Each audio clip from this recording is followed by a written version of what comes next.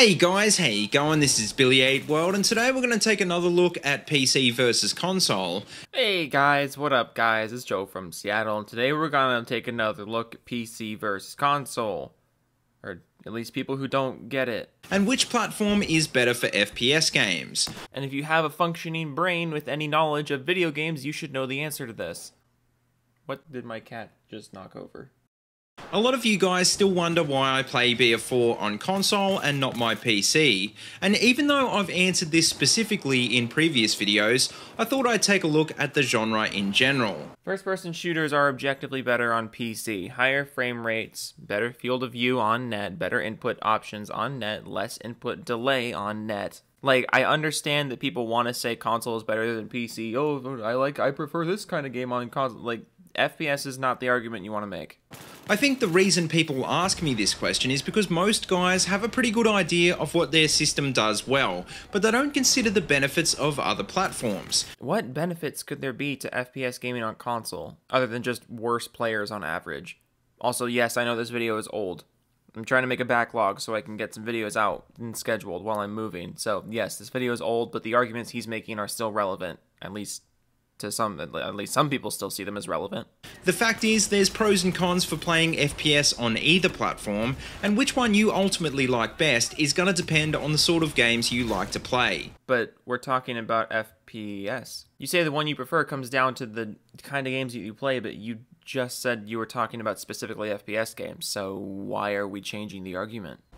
Now, I think when people compare PC to console, usually the argument gets bogged down in a discussion of graphics, which isn't always the most important difference. In first-person shooters specifically, no. This is why it was dumb for you to say, oh, I'm just talking about FPS games, and now you're talking about PC versus console as a whole. As a whole, I guess people talk about graphics, but I mean, people talk about graphics on both sides. They always have. If we're talking about FPS specifically, then the PC people are going to be talking about field of view. They're going to be talking about frame rate. They're going to be talking about input options, input customization. And really those things are relevant to every other genre of game as well. And then you have the other benefits of the PC, like the marketplace and the future-proofing, and, you know, I won't get into that just yet. I'll let you finish. The fact is, performance doesn't matter if a game isn't available on a platform, or if it's clearly been designed for another platform. Performance doesn't matter if it's been designed for another platform.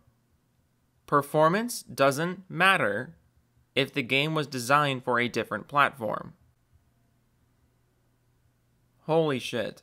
CSGO and Insurgency are both good examples of PC exclusive games, and the PC version of Team Fortress 2 is obviously a lot better than the console port. The PC version of these games runs better for a million reasons, but you're not gonna tell us why.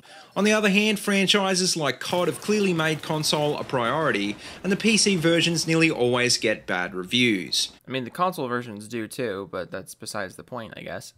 Coming back to graphics though, well, PCs obviously have the power to outperform consoles, but there's been a trend lately of AAA developers nerfing the PC versions. Yeah, and that was a weird trend. You don't see it as much today, but back when this video was made, 2015, yeah, you started to see it a little bit. It was fucking weird. I'm glad we got over that for the most part. Overall, the visual experience will be better and more consistent on PC, but in some games the difference is becoming less obvious. And I'm sure you'll give some amazing examples that, while yes, the video is old, these examples will be timeless and wonderful and... oh boy. You can really only compare graphics in the big name multiplats anyway. No. Some of the most gorgeous games on the PC are the ones that aren't the big name AAA games. You know, games like Arma 3 and Escape from Tarkov. Like, yes, there are really pretty AAA games on PC, but to say that the PC is only capable of AAA good graphics, no, you're fucking wrong. And like I said before, games like COD have been aimed at a console audience for a long time now. Not that there's anything wrong with that. Not at all. You could say Battlefield and Titanfall are going the same way as well, and also quite a lot of big franchises like Destiny and Halo aren't even releasing on PC at all. That's awkward. Now, if AAA games are all you're into, well, I doubt you'd be missing out on much anyway if you only owned a console. If you're into AAA games, you wouldn't be missing anything if you only own a console. Yeah, you wouldn't be missing anything. There's better performance, better prices, better graphics, better options, better everything on the PC. but you won't be missing anything. If you're a fan of shooters that don't follow the standard arcade-style format though, well, the consoles don't really have a lot of diversity compared to the massive library of FPS games on Steam. For example, games like Insurgency, Verdun, and Arma 3 are all amazing and pretty cheap, but sadly they'll probably never get ported to console. You're starting to redeem yourself, and it's making me nervous. How are you gonna twist this? Even if they do get ported, it'll probably take forever anyway, like what we've seen with PlanetSide 2, or they just won't end up being as good. Was the PlanetSide 2 port not good? I didn't put much time into it, but I had a buddy in high school who was super into PlanetSide 2 on the PS4. I never heard anything about that port being particularly bad. A console port is never going to be as good as the PC version. That's just what happens when you nerf the game to fit the hardware, but like, I don't remember PlanetSide 2 being a bad port. These are more niche games though, with a lot less players than BF4 across all platforms, but CSGO and Team Fortress 2 on the other hand are something else entirely. The reason I mention these games is because the daily online player count for both of these games blows Battlefield and just about everything else out of the water. Yes, PC has more players than console. It doesn't matter that console is more of a AAA hype-based platform. There are more players on PC. There are less games on console, so it feels like there are more players on console, but there are not. The reason these games are so popular is because they do what they do well, even if the gameplay and graphics are relatively basic compared to BF4 and COD. Yes, exactly. Graphics aren't everything, which is a point that you mentioned earlier in the video and then didn't really elaborate on.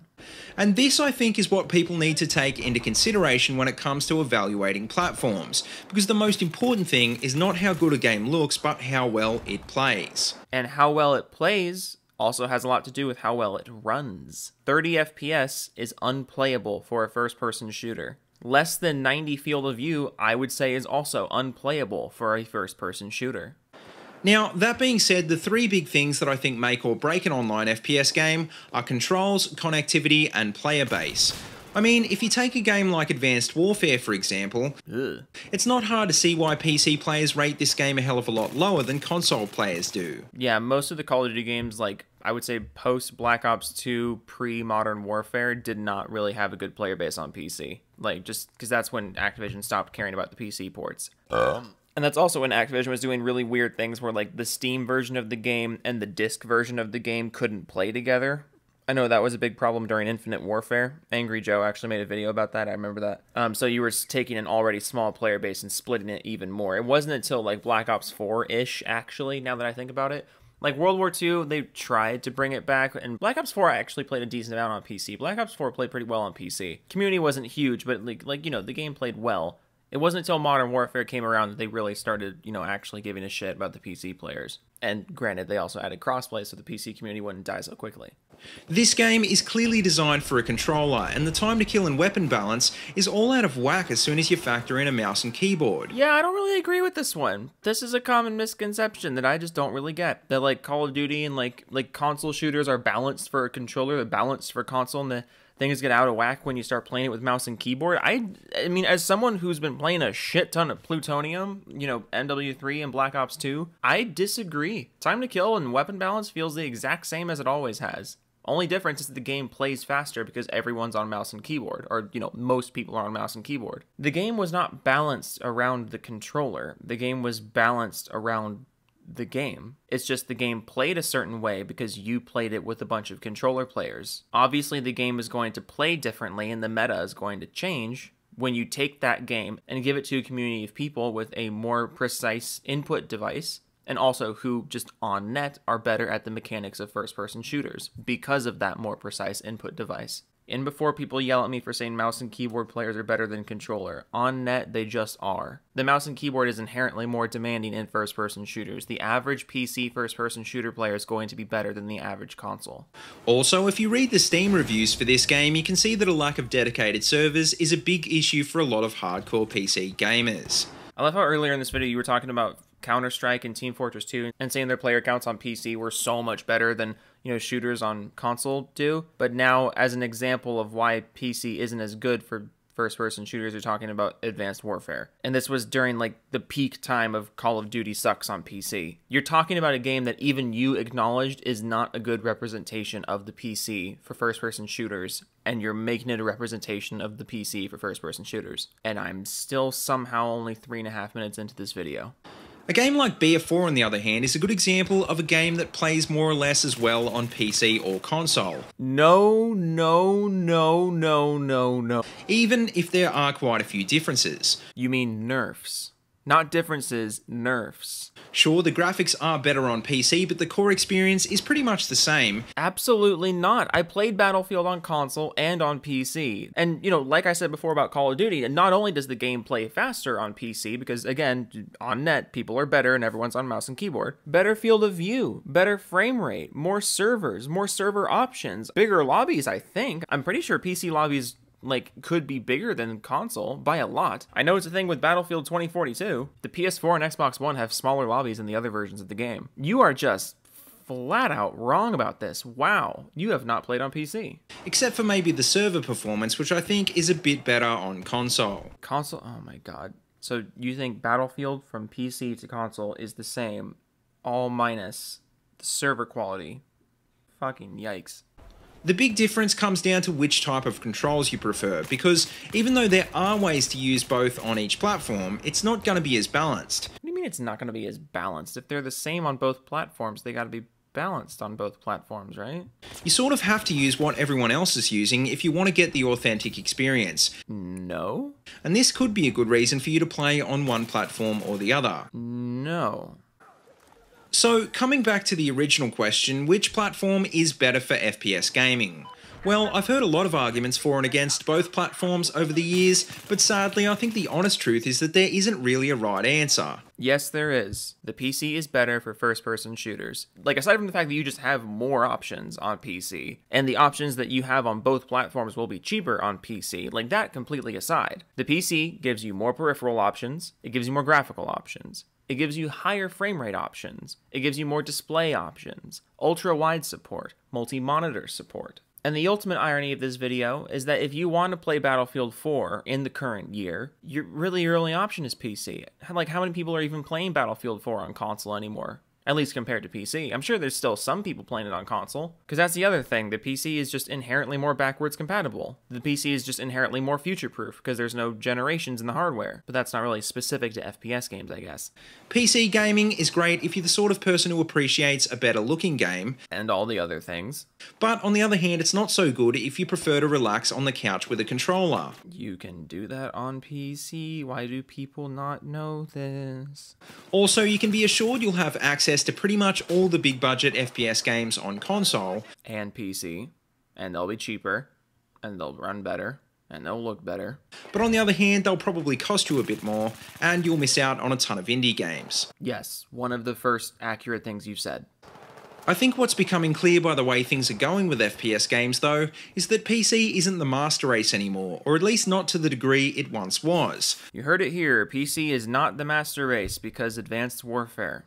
I grew up in the late 90s when console shooters flat out sucked, and back then, except for maybe GoldenEye 64, all the good FPS games were on PC. Well, that's because the industry was a little more archaic and hardware just wasn't capable of very much.